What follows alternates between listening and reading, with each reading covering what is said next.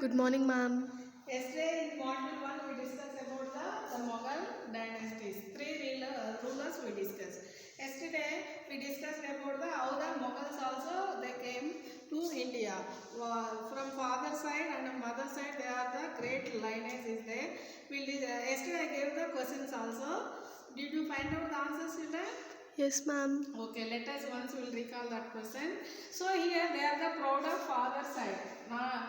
Taimur dynasty. Why they are the proud of their father side means their great grandparents in 1398 only they came to Delhi. The one time they want to occupy the Delhi, but that time it is not possible. Again they went back. But mother side, why they doesn't like to call as a Mongol or Mughals means they doesn't like that tribal people. Mongol, they are the Mongol tribe. Genghis Khan belongs to the Mongol tribe. They doesn't like. Here already we know tribal people they move in the forest area. They are the hunter gatherers. They move from place to place. Earlier they used to eat the animals. So like that these Mongol tribes also they will eat the human body, dead human body. They will eat.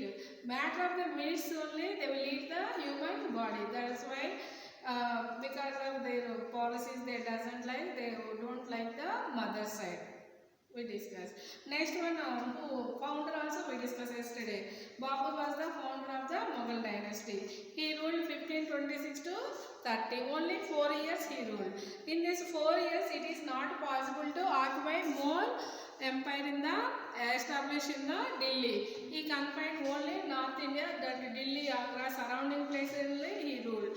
Next, after Babur succeeded by Humayun. Succeeded by Humayun. In Humayun period also he ruled 10 years. Afterwards break is there 1 year. 11 years only he ruled. That's why his time also it is not possible to the extend the empire. Next third famous ruler also yesterday we discussed. Akbar. About Akbar also we discussed. During Akbar time he ruled 49 years. In this 49 years, the period was divided into 3 periods. The rule was divided into 3 periods. Already we discussed. First period under the Bairam Khan and the domestic staff, he did the rule. He occupied the places, revolts, what were there, he suppressed. Second period, northwest side extended from Gujarat to east side, Bengal, Bihar, this all expanded. So during Akbar time, somewhat the empire was expanded. Okay, now we'll see the live example. Here I am giving live example. Now, who is the Prime Minister of India? Narendra Modi. Under the leadership of the Narendra Modi, India is ruled. Now, same contemporary, we'll take one example, USA. USA under the leadership, who is the president of USA? Donald Trump. So, Donald Trump in America and Narendra Modi in India, they are the same contemporary leaders. Contemporary means same time. Here in this India, how the Modi is there ruling, same period. In America also, USA, Donald Trump. Ruling means they are the contemporary rulers. You understand now? Contemporary rulers means here now one more example I am giving. During Akbar time, this is during Akbar time. You know, Akbar ruling started 1605. Akbar rule started 1605. During that time only, Queen Elizabeth I. She belongs to Tudor dynasty.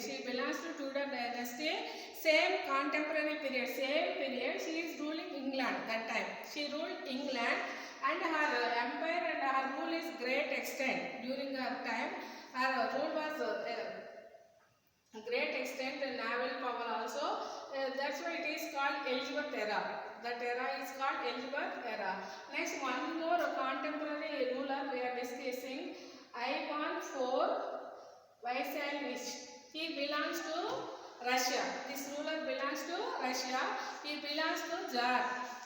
Emperor. Tsar means emperor. First empire in Russia. Same time. 1600 only, that year only. He also contemporary. Here people like her rule. But here people doesn't like this ruler rule. You find out why. They will call as the Ivan of Terrible. His rule is doesn't like by the people. That's why they call the Ivan of Terrible. You also find out these two contemporary rulers during Akbar. Akbar time. Okay. Now we go to today's topic. Okay. Yesterday we will discuss about the Akbar. Akbar. After Akbar, Akbar succeeded by his son Jahangir. Akbar succeeded by his son Jahangir.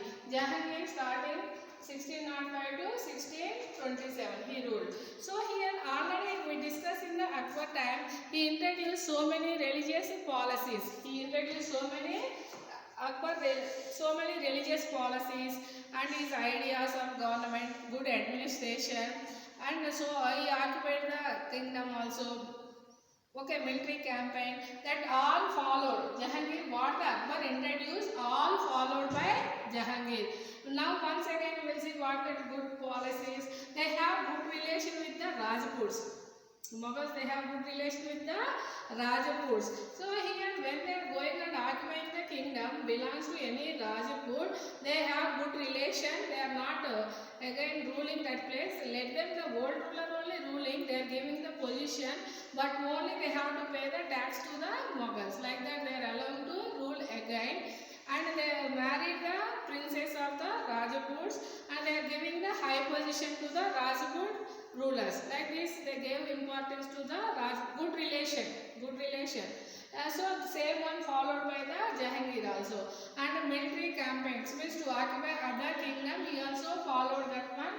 During his time also he occupied some parts of the Rajputs. And he went to the east side tribes is there, Ahom tribes. They were conflict with the Jahangir and Ahoms, so it did not more time. Next one, during his time, he was helped by the wife Nur Jahan also. Suppose if you want justice, now present we will see the example, live example. You want justice, where you will go? Court. Court. We go to the court. If it is the criminal case, we will go to the police station. Suppose it is the civil case, we will go to the court. But during this Jahangir time, you know where the people will go? No, ma'am. Okay. So he is the famous for the golden bell of justice. Golden bell of justice means if anybody want to justice. Now we are going to court. That time court is not there. If anybody want, normal people, ordinary people, they want justice, then they will go and they will ring the bell. So emperor directly he will come and solve the problem. That's why he was famous for the golden bell of justice. Next one, he married the Nur Jahan. She is not our Indian, Irani widow. They married a second marriage, and he came and he also added his wife in the politics.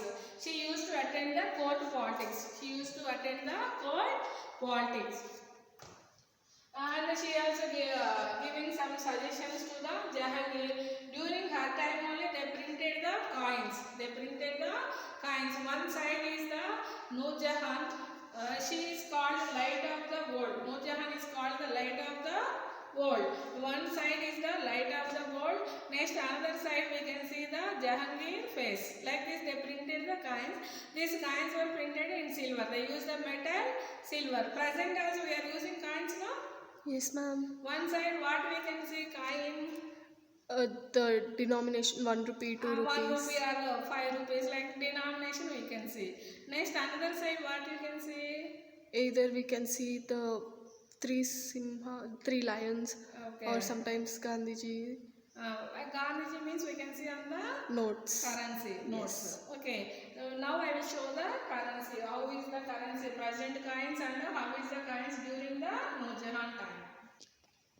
Now see coins present, our coins. We are using now in India this one. This is the 1 rupee coin. See here one side denomination is there. This is the symbol to show the rupiah. This is the denomination. Here also see few symbols are there. This side. You enlarge it and find out what that one. Okay. Tomorrow I will ask you in the class. Next see another side. You see here this symbol. What this symbol? You know already. Next Three lines. Now see here rupiah 5 rupees like that. 1 rupee is there denomination. 5 rupees is there. 2 rupees coins also is there. Earlier 25 paisa is there. 50 paisa is there. 1 rupee, 2 rupees, 5 rupees, 10 rupees, like that. This is our Indian coins. I am giving the example how is the coin. This metal is different, not silver. So olden days the coins are minted using the metal like silver or gold. But this is the different. You find out what this metal present we are using to print the mint. We'll call as the mint coins. What metal they are using. Okay. Now task of the day on coins I am giving here. I show our Indian coins how they are, and during New Jahan time one side what is there and the other side what is there I told also. Now you have any coins, you have any foreign coins in your home. You suppose in India coins only different denominations are there. In olden days 5 paisa is there, 20 paisa is there, 10 paisa is there. Any coins are available. If tomorrow you bring, we will show in the class. That is the task of the day, and you get more information of the golden Vellahu justice also. Any example we will discuss tomorrow in the class. Next one, during Jahangir time he gave the trade permissions also to other countries. Now we will see the live example. Surrounding us we are urban area. Suppose surrounding us we can see supermarkets. No, recently one big multinational company also came to India. That is the IKEA. You know any idea about IKEA, children? Yes, ma'am. Anybody, anytime you visited that IKEA? No, ma'am. Okay, next time you go with parents. That is already I visited. So here it is very nice that IKEA is. Here why the, suppose this is now present in India, how they are allowing the foreign MNC companies to India. Here two benefits are there. First one is, suppose the local all products is not available. You want to use number of products, it is not available in the local, then other companies will come and provide. That is one benefit. What is not available products around us, through that companies we can get it. Next one, second one is foreign exchange. We will get the foreign exchange as a tax. That is benefit to the government development. It requires the taxes. So in the form of foreign exchange we are getting, because of this two. One is the we are getting the number of products which are not available locally. Next one, foreign exchange. For that purpose we are our present leaders, they are encouraging the MNC companies to establish in India. Same in olden days also. Jahangir, during Jahangir time, till now we discussed about 4 rulers, but any ruler did not allow the foreign trade. During Jahangir time only, first time he gave the permission, trading permissions. Which countries he gave the trading permissions? European countries. You know how many continents are there? How many continents are there? 7 continents are. So in this, he gave only for European countries, European continent. Why remaining continents? Africa is there, North America is there, South America is there. Why they did not get any permission? Only by the European. In this European also 2 countries. One is the Portugal, next one is the England. For these 2 only they gave the trade permissions. And they reached to the Calicut. The trading center is the Calicut. That place is the west side. We will show you the map. While after this module, I will show you the map. In that map, I will show you the Calicut place. Okay. So here also to get the benefits from the foreign trade, that's why I gave the trading permission during the Jahangir time. Okay. Next we will move to the next ruler is Shahjahan. So here he fell in the Jahangir. Next one succeeded by the Shahjahan. He ruled 1628 to 1658. Now here Shahjahan's period is called the golden architecture. In the Mughal Empire, golden architecture. He only started the constructing great monuments. Already you know his great monument Taj Mahal. So here the Shahjahan great monuments he constructed. Why he constructed great monuments? Same the policies what were introduced by Akbar, next followed by the Jahangir. Same he also followed the same policies, military campaigns. So during this time he went to the Deccan side. Military campaign extended to the Deccan side. You know Deccan Plateau? Yes, ma'am. In Deccan Plateau. In west side he went to the Sindh, and south side he came to the Deccan area to occupy. Bela is there, Ahmednagar is there. That places he want to occupy. Next one Jahangir time, he was a conflict with the Ahom tribe. Ahom tribe in the Assam, east side. So he also saved conflict is there. During this time also they are rebelled on the Mughal Empire. So now during Shah Jahan time they became independent. Ahom tribes in the east side, now they became independent. Independent means they are not under any control. They are ruling themselves independently. That's why it took the treaty between Mughals and the Ahom. The treaty 2 decades means 20 years. The treaty took place between Mughals and Ahoms. Ahoms. You find out what is that treaty. During Shah Jahan time, why he constructed so many monuments, great monuments means he is getting more income because the empire was enlarged. During Akbar time, it was enlarged and more during the Jahangir time and during his time also west side till Sindh they went. East side already during Akbar time only Bengal they extended to Bengal and during his time till Deccan he came, south he came and north also during Akbar time only Jammu and Kashmir they acquired. So this large empire they are getting more revenue. They are getting more revenue. Now he has more money. Then his vision went to the construction. His vision went to the construction. He constructed more monuments. Agra is Taj Mahal is the one great monument. Next one is the Shahjahan Bagh. Now it is called as the Old City. Now it is called the Old New Delhi. Old New Delhi. Okay, like this he constructed so many monuments. And here during Jahangir time he gave the art. He encouraged the art, paintings and everything he encouraged. Shah Jahan time also he also encouraged. During his time literature, more books was also written. So many foreigners came and they wrote the books on the Mughal Empire. That also is there. And his administration also very accepted by the people.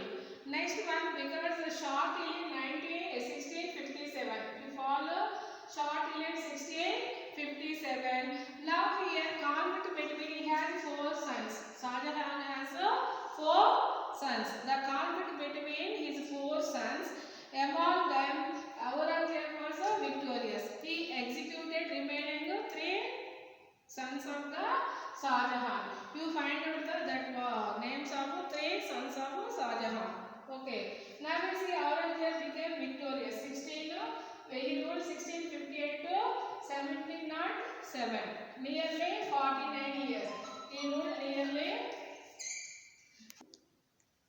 Aurangzeb, because of 49 years rule, he occupied so much places. Not only India, he went to other places, west side.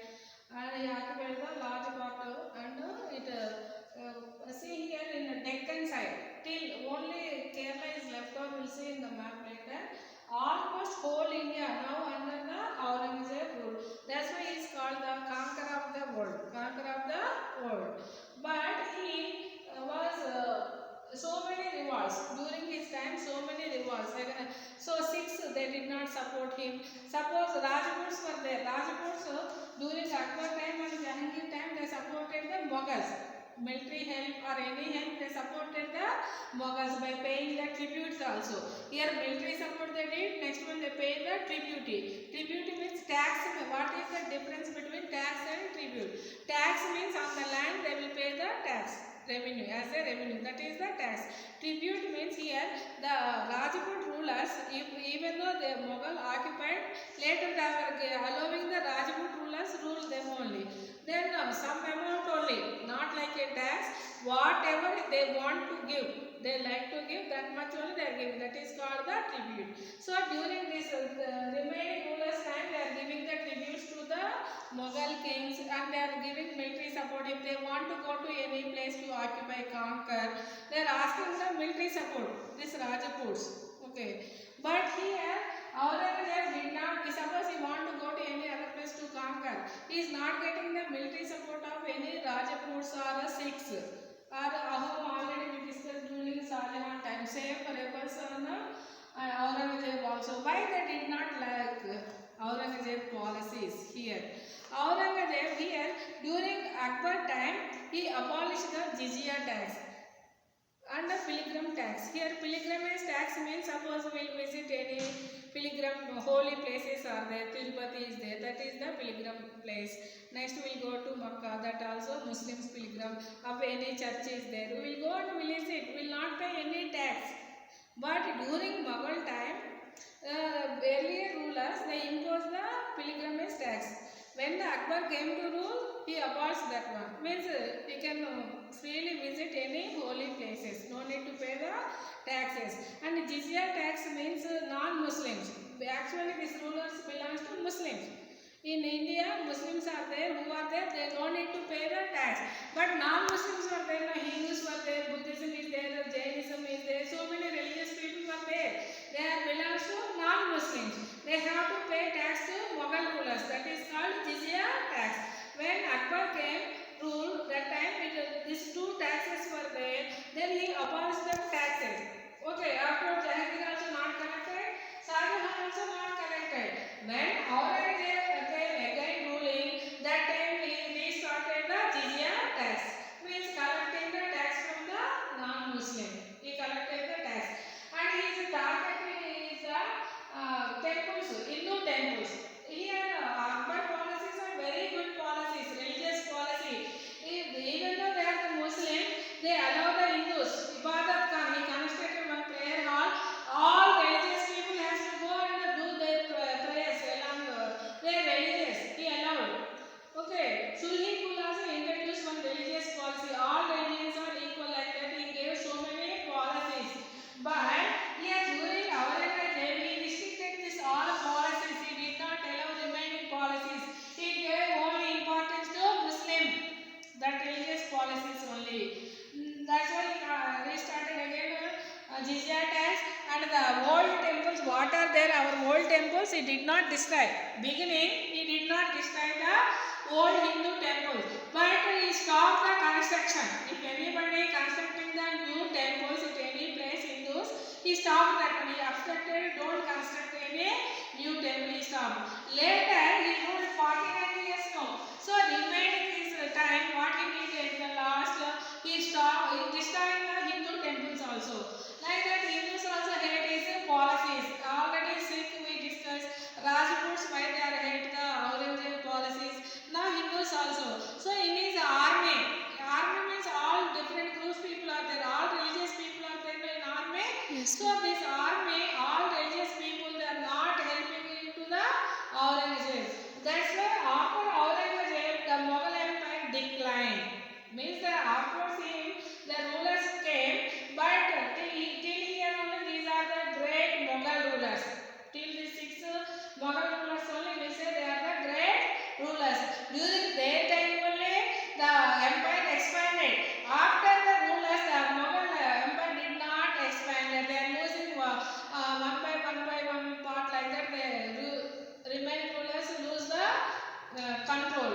So here Aurangzeb, one more is there, longest and toughest against to the Marathas. Long fight against to the Marathas. You know Maratha ruler, who is the Maratha ruler? Don't know, ma'am. Okay, let us discuss the Maratha ruler.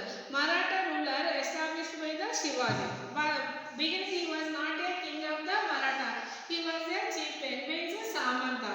So Aurangzeb want to fight with the Marathas. After Shivaji, when he became strong ruler, and Aurangzeb he fight with the Shivaji. Shivaji here used the guerrilla warfare. First time he used the guerrilla warfare. Guerrilla warfare means here the enemy will attack. We cannot expect from any side. From which side he is coming, from this side or this side or this side. We cannot expect any time, any side. They will come and attack. That is called guerrilla warfare. And mostly that is covered with the forest area. It is difficult to find out from which side the enemy is coming. Like that in the guerrilla warfare, so many times he fight the Aurangzeb. That is called. That's why he is faced the toughest with the Marathas. And here Marathas also supported by the Rajputs. Rajputs are against to the Aurangzeb. That's why they supported the Shivaji. Remaining also Sikhs also, Rajputs, remaining Hindus, everybody supported Shivaji. They are hating the Aurangzeb. That's why. So he toughest. He unable to control the Marathas. After Shivaji, his son was succeeded Shambhaji, Maratha kingdom. So during Shambhaji time, again he attacked the Maratha kingdom. He Shambhaji he executed. Means Aurangzeb executed the Shambhaji. Executed means hanging. Executed means hanging. So here he always he want to suppress others. Like that he doesn't like the people. But he is a simple person. He want to live in a simple. Suppose some persons are there. They will show their greatness by wearing some king means already we know no. They will wear all the jewelries, decorate something kirita like this no. But he doesn't like it all. He want to be a simple saint. He was a simple saint. He doesn't like all that one, and he is mostly loved his religion. He doesn't like other religious. That's why he was not succeeded afterwards. Mughal Empire was starting the decline. Okay. So today we learn more three rulers. Once we'll recap once again what we discussed. So we discussed about the Jahangir and how the Nur Jahan helped to the Jahangir, and we find out more about the Nur Jahan. Here Nur Jahan accomplishments were there. How she is succeeded ruler, how she completed her task with get that information. Next even Shah Jahan time what more architectures are there. Why they are that much great? The architectures are very great among all. What is there in the world? This is world wonder. Already we are discussing Taj Mahal world wonder. Means how the architecture is great. That's why they are adding in the world wonders. So you find out from which architectures he brought to India to construct that one. The architects are India. Otherwise from many other countries he brought plans, and what he used the material to construct till now. That is surviving with. So how, what material he used? You collect the information about the Taj Mahal and his great monuments what are there. Next one here Aurangzeb also what any. So here Aurangzeb he kept the Shah Jahan he kept in the prison. Why he kept in the prison? He did not allow to. So here he died afterwards. He died in the 1600. You find out when he died the year also. Okay. Now we see the map. There rule how much he occupied. I will show you in the map. See here I told no. During Jahangir time he gave the trade permission. The place is the Calicut. This is the place. Once again you locate in the map also. This is west side the India. Why he gave means here earlier the Portuguese you know no Vasco da Gama. He came to India in which year? 1420. 1498. He came to 1498. He reached the Calicut west coast of the India. That's why here the people, Portugal people, they used to come like this. They cross the Africa and they will used to come to west coast. That's why these are the trading centers. Earlier trading centers. Goa port is there. This west side, these all are the trading. First one is the Calicut. That's why he gave the trading permissions. First company Portugal came. Next French also came. Dutch companies came. England also came. East India Company in 1600 it came. They take the trade rights from their Queen Elizabeth and they started the trading. That's why they gave here. Okay. Next one we'll see the Aurangzeb. See Aurangzeb empire. This green color. How much he occupied? India almost India. Only this white part left over. This did not. Remaining all he occupied. I am giving the task of the day. Why this did not occupied by the Aurangzeb? You find out what is the reason. This only small. This much he occupied. Why he can't occupy this much small area? You find out. See this much. That's why he is called the conqueror of the world.